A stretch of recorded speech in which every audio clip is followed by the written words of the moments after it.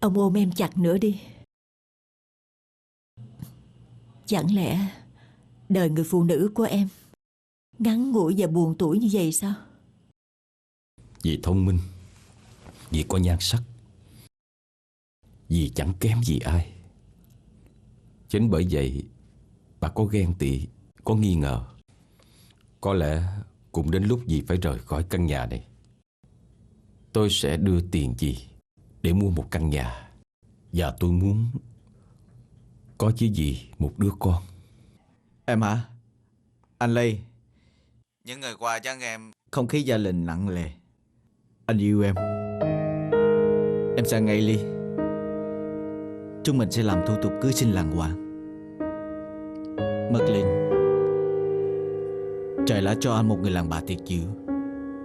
Đó chính là em.